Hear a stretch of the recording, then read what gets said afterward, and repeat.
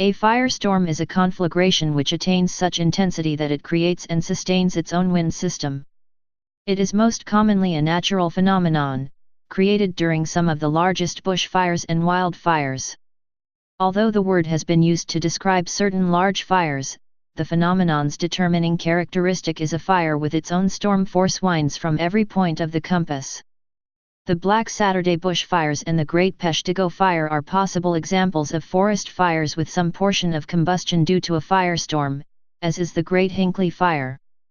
Firestorms have also occurred in cities, usually as a deliberate effect of targeted explosives, such as occurred as a result of the aerial firebombings of Hamburg, Dresden, and the atomic bombing of Hiroshima. Mechanism: a firestorm is created as a result of the stack effect as the heat of the original fire draws in more and more of the surrounding air. This draft can be quickly increased if a low-level jet stream exists over or near the fire. As the updraft mushrooms, strong inwardly directed gusty winds develop around the fire, supplying it with additional air. This would seem to prevent the firestorm from spreading on the wind, but the tremendous turbulence created may also cause the strong surface inflow winds to change direction erratically. Firestorms resulting from the bombardment of urban areas in the Second World War were generally confined to the areas initially seeded with incendiary devices, and the firestorm did not appreciably spread outward. A firestorm may also develop into a mesocyclone and induce true tornadoes/fire whirls.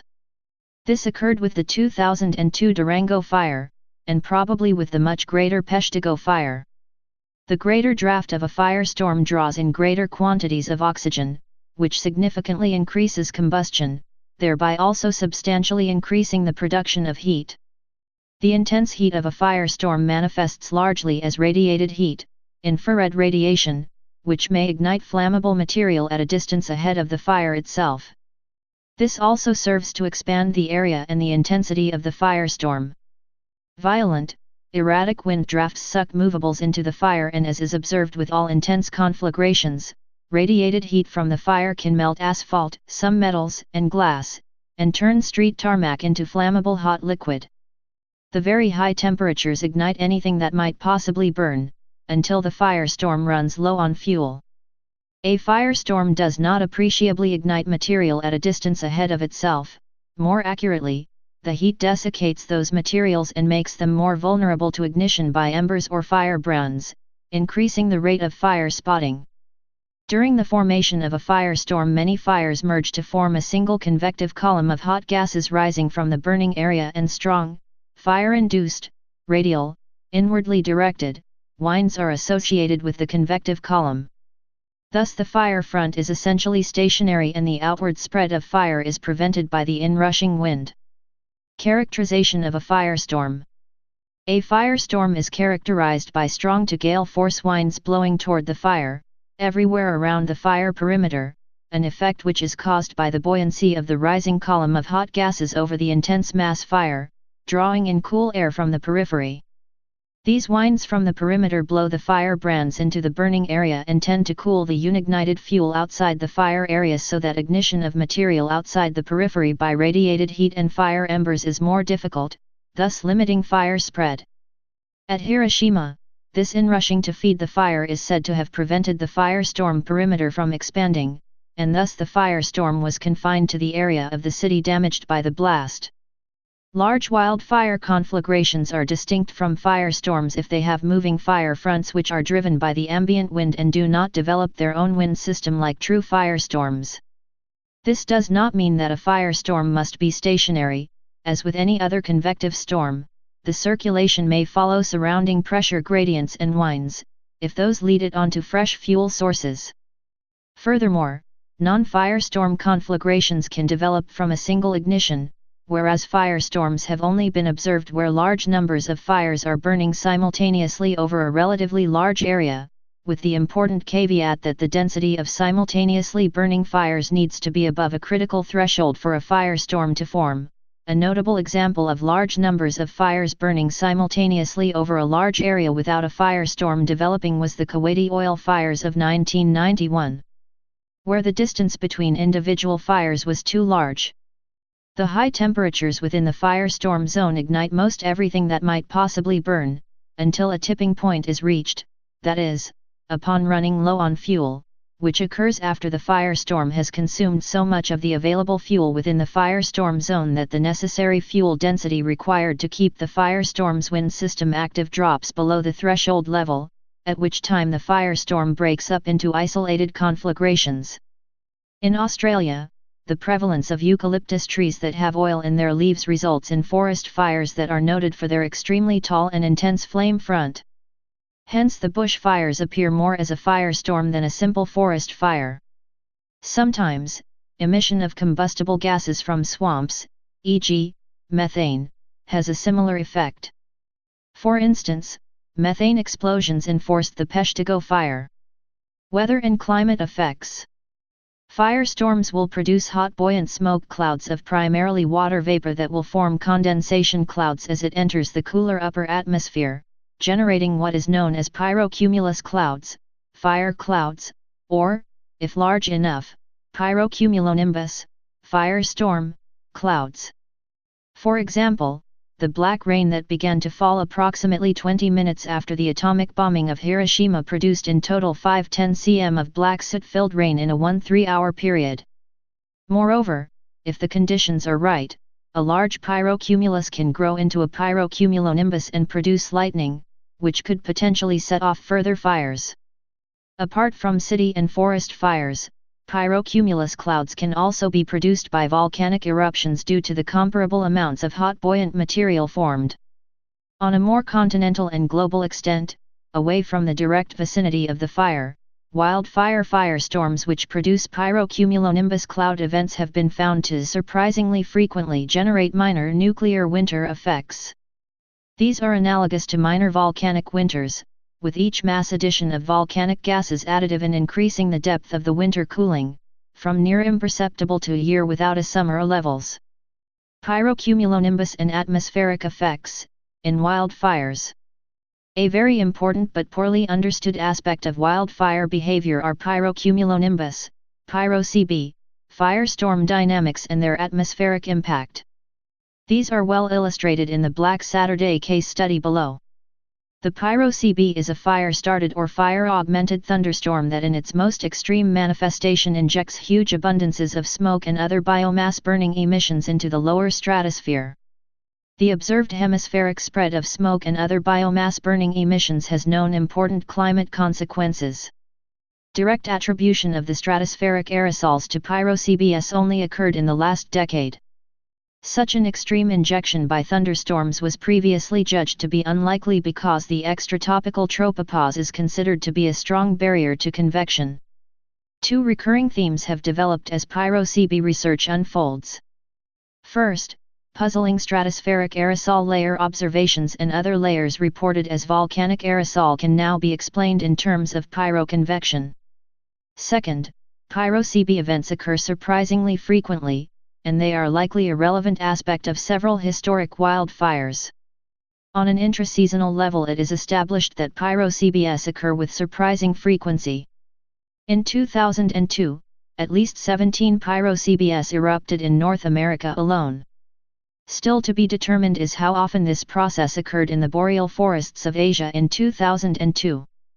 However, it is now established that this most extreme form of pyroconvection, along with more frequent pyrocumulus convection, was widespread and persisted for at least 2 months. The characteristic injection height of pyro-CB emissions is the upper troposphere, and a subset of these storms pollutes the lower stratosphere. Thus, a new appreciation for the role of extreme wildfire behavior and its atmospheric ramifications is now coming into focus. Black Saturday Firestorm, Wildfire Case Study. Background. The Black Saturday bushfires are some of Australia's most destructive and deadly fires that fall under the category of a firestorm due to the extreme fire behavior and relationship with atmospheric responses that occurred during the fires. This major wildfire event leads to a number of distinct electrified pyrocumulonimbus plume clusters ranging roughly 15 kilometers high. These plumes were proven susceptible to striking new spot fires ahead of the main fire front. The newly ignited fire by this pyrogenic lightning, further highlights the feedback loops of influence between the atmosphere and fire behavior on Black Saturday associated with these pyroconvective processes. Role that pyrocebes have on fire in case study. The examinations presented here for Black Saturday demonstrate that fires ignited by lightning generated within the fire plume can occur at much larger distances ahead of the main fire front of up to 100 kilometers. In comparison to fires ignited by burning debris transported by the fire plume, these only go ahead of the fire front up to about 33 kilometers, noting that this also has implications in relation to understanding the maximum rate of spread of a wildfire. This finding is important for the understanding and modeling of future firestorms and the large-scale areas that can be affected by this phenomenon. As the individual spot fires grow together, they will begin to interact. This interaction will increase the burning rates, heat release rates, and flame height until the distance between them reaches a critical level.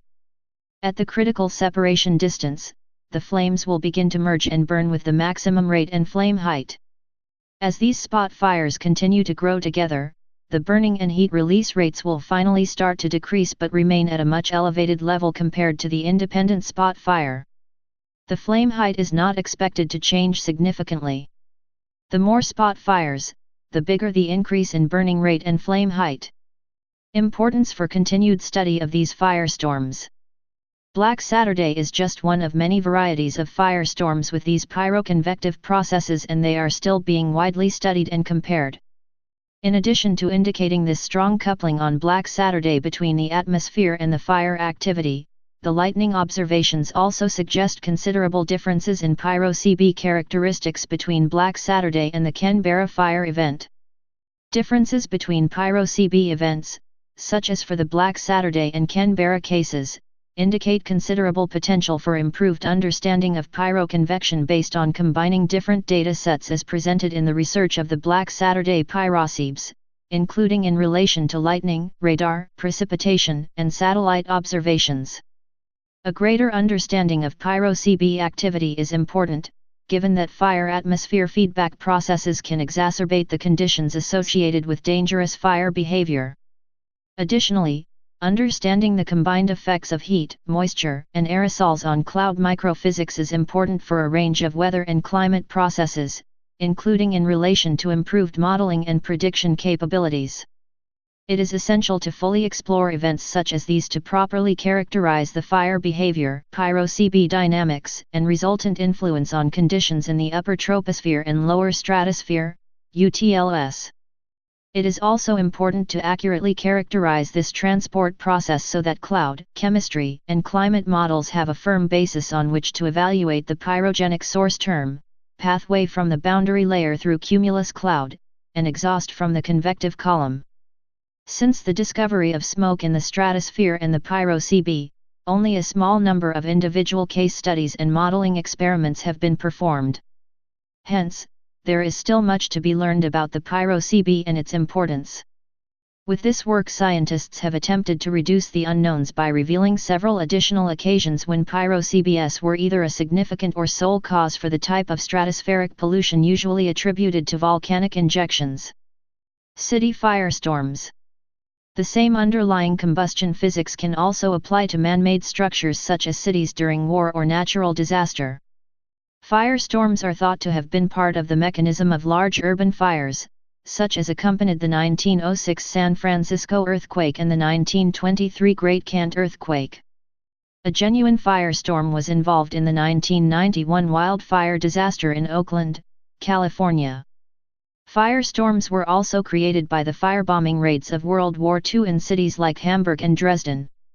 Of the two nuclear weapons used in combat, only Hiroshima resulted in a firestorm.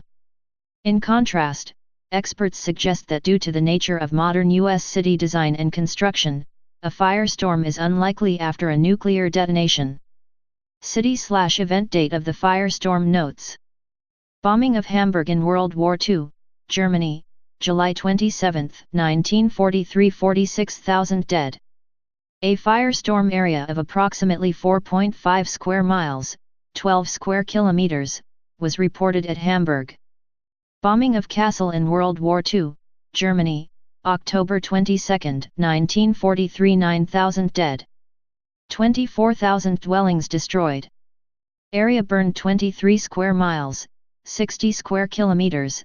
The percentage of this area which was destroyed by conventional conflagration and that destroyed by firestorm is unspecified. Although a much larger area was destroyed by fire in Kassel than even Tokyo and Hamburg, the city fire caused a smaller, less extensive firestorm than that at Hamburg. Bombing of Darmstadt in World War II, Germany, September 11, 1944, 8,000 dead. Area destroyed by fire 4 square miles, 10 square kilometers. Again, the percentage of this which was done by firestorm remains unspecified. 20,000 dwellings and 1 chemical works destroyed and industrial production reduced. Bombing of Dresden in World War II, Germany, 13–14 February 1945, up to 25,000 dead. A firestorm area of approximately 8 square miles, 21 square kilometers, was reported at Dresden. The attack was centered on the readily identifiable Ostrich-Hege Sports Stadium.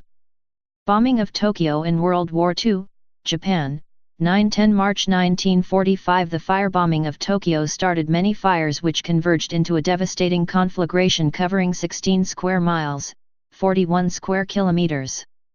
Although often described as a firestorm event, the conflagration did not generate a firestorm, as the high prevailing surface winds gusting at 17 to 28 miles per hour, 27 to 45 kilometers per hour, at the time of the fire overrode the fire's ability to form its own wind system. These high winds increased by about 50% the damage done by the incendiary bombs. There were 267,171 buildings destroyed, and between 83,793 and 100,000 killed, making this the most lethal air raid in history, with destruction to life and property greater than that caused by the use of nuclear weapons on Hiroshima and Nagasaki. Prior to the attack, the city had the highest population density of any industrial city in the world. Bombing of Ubet, Yamaguchi in World War II, Japan, July 1, 1945. A momentary firestorm of about 0.5 square miles, 1.3 square kilometers, was reported at Ubet, Japan. The reports that the Ubet bombing produced a firestorm, along with computer modeling, have set one of the 4 physical conditions which a city fire must meet to have the potential of developing true firestorm effects. As the size of the Ubet firestorm is the smallest ever confirmed. Glasstone and Dolan. The minimum requirements for a firestorm to develop: number 4, a minimum burning area of about 0.5 square miles, 1.3 square kilometers. Glasstone and Dolan, 1977. Atomic bombing of Hiroshima in World War II, Japan, August 6, 1945. Firestorm covering 4.4 square miles, 11 square kilometers. No estimate can be given of the number of fire deaths, since the fire area was largely within the blast damage region. Firebombing. Firebombing is a technique designed to damage a target, generally an urban area, through the use of fire, caused by incendiary devices, rather than from the blast effect of large bombs. Such raids often employ both incendiary devices and high explosives. The high explosive destroys roofs, making it easier for the incendiary devices to penetrate the structures and cause fires. The high explosives also disrupt the ability of firefighters to douse the fires. Although incendiary bombs have been used to destroy buildings since the start of gunpowder warfare, World War II saw the first use of strategic bombing from the air to destroy the ability of the enemy to wage war. London, Coventry, and many other British cities were firebombed during the Blitz. Most large German cities were extensively firebombed starting in 1942, and almost all large Japanese cities were firebombed during the last 6 months of World War II. As Sir Arthur Harris, the officer commanding RAF Bomber Command from 1942 through to the end of the war in Europe, pointed out in his post-war analysis, although many attempts were made to create deliberate man-made firestorms during World War II, few attempts succeeded. The Germans again and again missed their chance of setting our cities ablaze by a concentrated attack. Coventry was adequately concentrated in point of space, but all the same there was little concentration in point of time, and nothing like the fire tornadoes of Hamburg or Dresden ever occurred in this country. But they did do us enough damage to teach us the principle of concentration, the principle of starting so many fires at the same time that no fire-fighting services, however efficiently and quickly they were reinforced by the fire brigades of other towns, could get them under control. Arthur Harris. According to physicist David Hafemeister, firestorms occurred after about 5% of all firebombing raids during World War II, but he does not explain if this is a percentage based on both Allied and Axis raids, or combined Allied raids, or US raids alone. In 2005, the American National Fire Protection Association stated in a report that 3 major firestorms resulted from Allied conventional bombing campaigns during World War II: Hamburg, Dresden, and Tokyo. They do not include the comparatively minor firestorms at Kassel, Darmstadt, or even Ube into their major firestorm category. Despite later quoting and corroborating Glasstone and Dolan and data collected from these smaller firestorms. Based on World War II experience with mass fires resulting from air raids on Germany and Japan, the minimum requirements for a firestorm to develop are considered by some authorities to be the following: 1. At least 8 pounds of combustibles per square foot of fire area, 40 kg per square meter. 2. At least half of the structures in the area on fire simultaneously. 3. A wind of less than 8 miles per hour at the time. And 4. A minimum burning area of about half a square mile. Glasstone and Dolan, 1977. 21st century cities in comparison to World War II cities. Unlike the highly combustible World War II cities that firestormed from conventional and nuclear weapons, fire experts suggest that due to the nature of modern U.S. city design and construction, a firestorm is unlikely to occur even after a nuclear detonation because high-rise buildings do not lend themselves to the formation of firestorms because of the baffle effect of the structures, and firestorms are unlikely in areas whose modern buildings have totally collapsed, with the exceptions of Tokyo and Hiroshima, because of the nature of their densely packed flimsy wooden buildings in World War II. There is also a sizable difference between the fuel loading of World War II cities that firestormed and that of modern cities, where the quantity of combustibles per square meter in the fire area in the latter is below the necessary requirement for a firestorm to form, 40 kg/m superscript 2. Therefore, firestorms are not to be expected in modern North American cities after a nuclear detonation, and are expected to be unlikely in modern European cities. Similarly, one reason for the lack of success in creating a true firestorm in the bombing of Berlin in World War II was that the building density, or built-upness factor, in Berlin was too low to support easy fire spread from building to building. Another reason was that much of the building construction was newer and better than in most of the old German city centers. Modern building practices in the Berlin of World War II led to more effective firewalls and fire-resistant construction. Mass firestorms never proved to be possible in Berlin. No matter how heavy the raid or what kinds of firebombs were dropped, no true firestorm ever developed. Nuclear weapons in comparison to conventional weapons. The incendiary effects of a nuclear explosion do not present any especially characteristic features. In principle, the same overall result with respect to destruction of life and property can be achieved by the use of conventional incendiary and high-explosive bombs.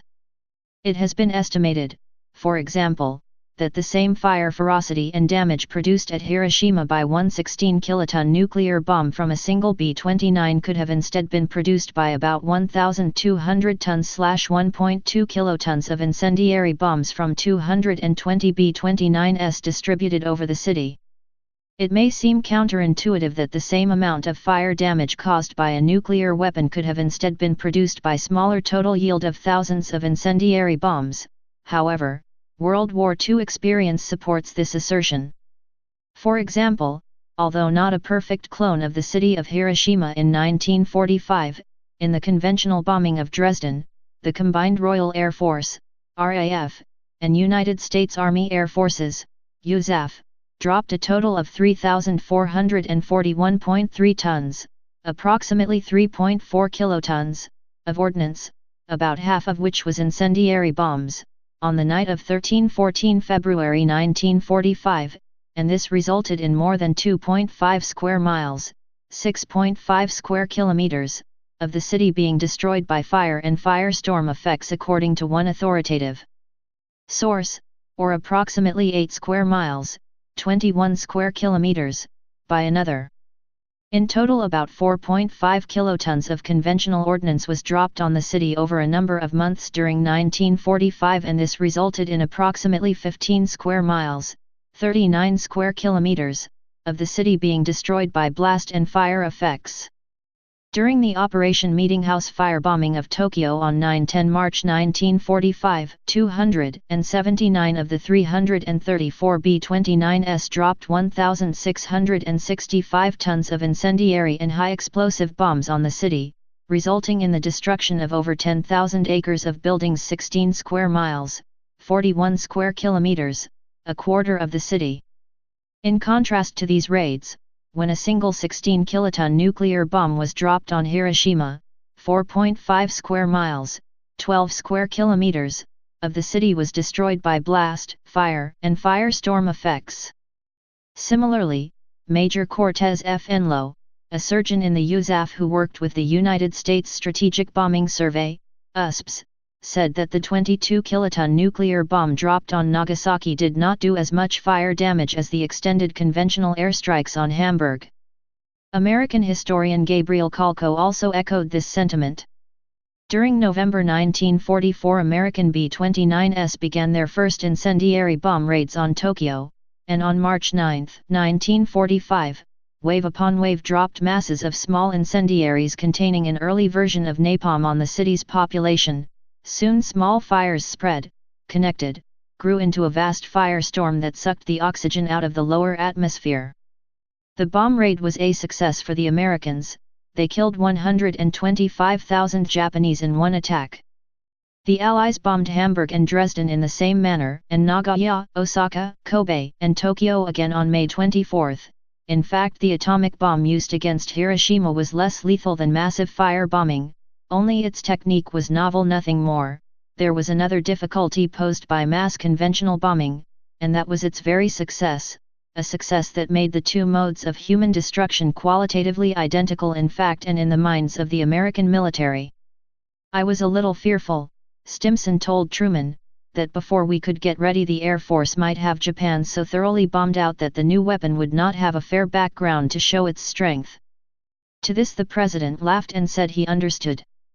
This break from the linear expectation of more fire damage to occur after greater explosive yield is dropped can be easily explained by two major factors. First, the order of blast and thermal events during a nuclear explosion is not ideal for the creation of fires. In an incendiary bombing raid, incendiary weapons followed after high explosive blast weapons were dropped, in a manner designed to create the greatest probability of fires from a limited quantity of explosive and incendiary weapons. The so-called two-ton cookies, also known as blockbusters, were dropped first and were intended to rupture water mains, as well as to blow off roofs, doors, and windows, creating an airflow that would feed the fires caused by the incendiaries that would then follow and be dropped, ideally, into holes created by the prior blast weapons, such into attic and roof spaces. On the other hand, nuclear weapons produce effects that are in the reverse order, with thermal effects and flash occurring first, which are then followed by the slower blast wave. It is for this reason that conventional incendiary bombing raids are considered to be a great deal more efficient at causing mass fires than nuclear weapons of comparable yield. It is likely this led the nuclear weapon effects experts Franklin D. Ollier, Samuel Glasstone, and Philip J. Dolan to state that the same fire damage suffered at Hiroshima could have instead been produced by about 1 kiloton/1,000 tons of incendiary bombs. The second factor explaining the non-intuitive break in the expected results of greater explosive yield producing greater city fire damage is that city fire damage is largely dependent not on the yield of the weapons used, but on the conditions in and around the city itself, with the fuel loading per square meter value of the city being one of the major factors. A few hundred strategically placed incendiary devices would be sufficient to start a firestorm in a city if the conditions for a firestorm, namely high fuel loading, are already inherent to the city, See Bat Bomb. The Great Fire of London in 1666, although not forming a firestorm due to the single point of ignition, serves as an example that, given a densely packed and predominantly wooden and thatch building construction in the urban area, a mass fire is conceivable from the mere incendiary power of no more than a domestic fireplace. On the other hand, the largest nuclear weapon conceivable will be incapable of igniting a city into a firestorm if the city's properties, namely its fuel density, are not conducive to one developing. Despite the disadvantage of nuclear weapons when compared to conventional weapons of lower or comparable yield in terms of effectiveness at starting fires, for the reasons discussed above, nuclear weapons also do not add any fuel to a city, and fires are entirely dependent on what was contained in the city prior to bombing, in direct contrast to the incendiary device effect of conventional raids. One undeniable advantage of nuclear weapons over conventional weapons when it comes to creating fires is that nuclear weapons undoubtedly produce all their thermal and explosive effects in a very short period of time, that is, to use Arthur Harris's terminology, they are the epitome of an air raid guaranteed to be concentrated in point in time. In contrast, early in World War II, the ability to achieve conventional air raids concentrated in point of time depended largely upon the skill of pilots to remain in formation, and their ability to hit the target whilst at times also being under heavy fire from anti-aircraft fire from the air defensives of the cities below. Nuclear weapons largely remove these uncertain variables. Therefore, nuclear weapons reduce the question of whether a city will firestorm or not to a smaller number of variables, to the point of becoming entirely reliant on the intrinsic properties of the city, such as fuel loading, and predictable atmospheric conditions, such as wind speed, in and around the city, and less reliant on the unpredictable possibility of hundreds of bomber crews acting together successfully as a single unit. Please subscribe and thanks for watching.